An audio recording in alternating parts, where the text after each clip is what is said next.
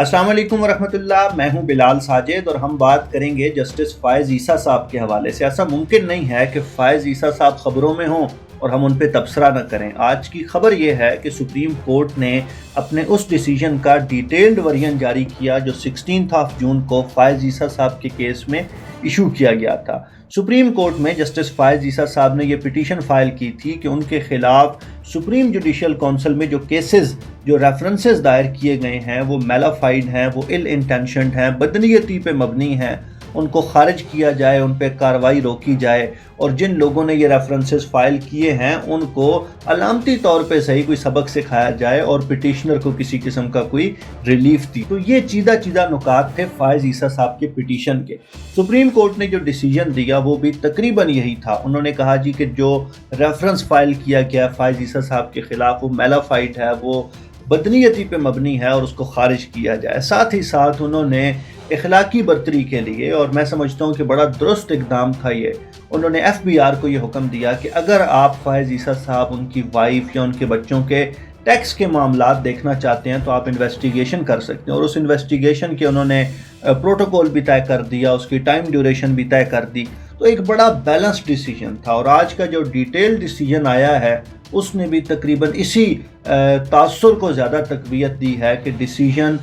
بہت بیلنس تھا، بہت اچھا تھا، اور اس میں قانونی پہلو بھی تھے اور اخلاقی پہلو بھی تھے جو جسٹس فائز عیسیٰ صاحب کو سپورٹ کرتے تھے۔ اب 3 چیزیں ایسی ہیں جن پہ میں ایمفیسائز کرنا چاہوں گا۔ ایک تو یہ کہ یہ ڈیسیجن عمران خان صاحب کے خلاف نہیں ہے، یہ پریزیڈنٹ آف پاکستان کے خلاف بھی نہیں ہے، یہ تحریک انصاف کے خلاف بھی نہیں ہے، یہ ہماری سویلین حکومت کے خلاف نہیں ہے، بلکہ یہ ڈیسیجن ہماری اصل والی حکومت کے خلاف ہے۔ یہ ڈیسیجن ان لوگوں کو جواب ہے جو پچھلے 70 سالوں سے 73 سالوں سے اس ملک کے ساتھ اسی قسم کے کھلواڑ کر رہے ہیں۔ اور میں نے جب یہ ڈیسیجن آیا تھا جون میں، اس وقت بھی یہ کہا تھا کہ آج ہماری عدلیہ کی تاریخ میں یہ ڈیسیجن مارخوروں کی تاریخی شکست کا ڈیسیجن ہے، اور اس لیے جو لوگ یہ بات کہہ رہے ہیں کہ پریزیڈنٹ آف پاکستان کو سٹیپ ڈاؤن کرنا چاہیے، تو میں ان سے کہوں گا کہ یار وہ بیچارہ تو پہلے ہی سٹیپ ڈاؤن ہے۔ جو لوگ کسی کے کہنے پہ آنریبل جسٹسز کے خلاف ریفرنس فائل کر رہے ہوتے ہیں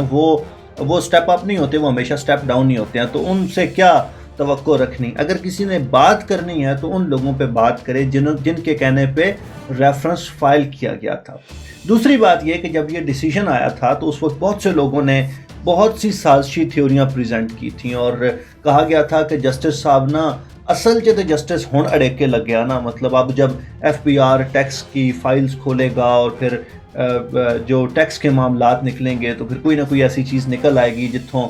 جسٹس پھڑا جائے گا اور یہ ہو جائے گا، اور تو ظاہر ہے یہ پاسبل تھا، یہ پرابیبل تھا، لیکن جیسا کہ میں نے عرض کیا نا کہ یہ ایک اخلاقی پوزیشن تھی، اور یہ اخلاقی برتری سپریم کورٹ کے فیصلوں میں نظر آنی چاہیے۔ میں چند دن پہلے امریکہ کے حوالے سے ایک آرٹیکل پڑھ رہا تھا، وہاں پہ جب سپریم کورٹ کے جسٹسز اپوائنٹ کیے جاتے ہیں تو ان کا بیک گراؤنڈ چیک کیا جاتا ہے، اور بیک گراؤنڈ چیک کرتے ہوئے اس حد تک دیکھا جاتا ہے کہ کیا ان لوگوں نے جو ان کے ڈومیسٹک ہیلپ ہیں، گھروں میں جو ان کے نوکر ہیں، جن لوگوں کو انہوں نے گھروں میں کام کرنے کے لیے رکھا ہوا ہے، ان کو پیمنٹ کرنے کے معاملے میں ان کا کردار کس طرح کا ہے۔ تو اگر قومیں بڑی قومیں بنتی ہیں، ترقی یافتہ قومیں بنتی ہیں، تو وہ ان معیارات پہ جا کے بنتی ہیں۔ تو یہ جو سپریم کورٹ کے جسٹسز نے یہ جو پوزیشن لی تھی کہ اگر FBI ٹیکس کے معاملات کی تحقیق کرنا چاہتا ہے تو ضرور کرے، میں اس کے حق میں تھا، اخلاقی طور پہ میں اس کو بالکل درست سمجھتا تھا۔ اب اس کا نتیجہ ابھی تک تو کچھ نہیں نکلا، پچھلے 6 مہینوں میں تو کچھ نہیں ہوا، 4 مہینوں میں تو کچھ نہیں ہوا۔ اب آگے کیا ہوگا میں آپ کو بتا سکتا ہوں کہ آگے بھی کچھ نہیں ہونے والا۔ اس کی وجہ یہ ہے کہ جسٹس فائز عیسیٰ صاحب، اور یہ وہ تیسری بات ہے جو اس ڈیسیجن کو پڑھتے ہوئے میں محسوس کر رہا تھا، جو میرا تاثر تھا، کہ جسٹس فائز عیسیٰ نے یہ کیس اس طرح لڑا ہے جس طرح کیس لڑنے کا حق ہوتا ہے، یعنی اس نے کوئی پہلو اس کا چھوڑا نہیں ہے، کسی بات کو انہوں نے رہنے نہیں دیا۔ میں آپ کو اس کی چھوٹی سی مثال دیتا ہوں کہ جب پہلا بینچ بنایا سپریم کورٹ کا، جس میں 2 جسٹسز تھے جن پہ جسٹس فائز عیسیٰ صاحب نے اعتراض کیا، اور اس کی انہوں نے وجوہات یہ دیں کہ دیکھیں جی اگر میں نااہل ہو جاتا ہوں تو ان میں سے ایک شخص ایسا ہے جس کی مدت ملازمت میں توسیع ہو جائے گی، اس کی جو جس عہدے پہ یہ موجود ہے یہ عہدہ اس کی مدت زیادہ ہو جائے گی، اور دوسرے جو جسٹس صاحب تھے ان کے بارے میں یہ کہا گیا کہ اگر میں نااہل ہو جاتا ہوں تو پھر ان کے چیف جسٹس بننے کے چانسز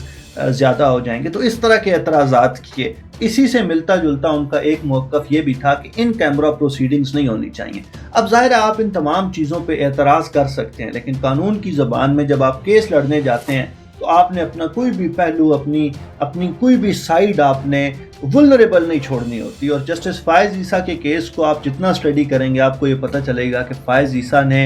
ये बात असेस कर ली कि मेरा मुकाबला किन के साथ है, और जब उसने ये पता चल गया कि मेरा मुकाबला किसके साथ है तो फिर उसने उसी पिच पे जाके उनको जवाब दिया, उसी टोन में, उसी लहजे में। तो जो लोग बार बार ये गैरत दिला रहे थे और बार बार ये कह रहे थे ना कि नहीं फिर तुसी कट जाओ ना, रसीदा कट जाओ ना, रसीदा कट के देने नाल की फ़र्क पैंदा है, तो जस्टिस फ़ाइज़ ईसा ने कहा भाई नहीं, मैं रसीदें बाद में, मैं रसीदें क्यों दूँ, असल मसला ये है कि बीवी की जायदाद डिक्लेयर करना मेरी जिम्मेदारी नहीं है। तो जो आर्गूमेंट्स रहे हैं वो बड़े लीगल रहे हैं। ऑन द अदर हैंड जब हमारी पॉलिटिकल पार्टीज़ इस तरह की केसेस में जाती हैं तो वो कानूनी हवाले से सुकम छोड़ देती हैं चीज़ों में, और सियासी बयानबाजी पे वो ज़्यादा फोकस करती हैं। वो जो अपना पॉलिटिकल फेस है उसको सेव करने में ज़्यादा इंटरेस्टेड होती हैं। ज़ाहिर है उनकी रिक्वायरमेंट भी है क्योंकि वो पॉलिटिकल पार्टीज़ हैं। लेकिन फ़ाइज़ ईसा साहब के केस में अगर सुप्रीम कोर्ट का फ़ैसला उनके हक़ में आया है तो बहुत से लोग ये कह सकते हैं कि जजों ने अपने पेटी भाई को बचा लिया, लेकिन मैं ये कहूँगा कि नहीं,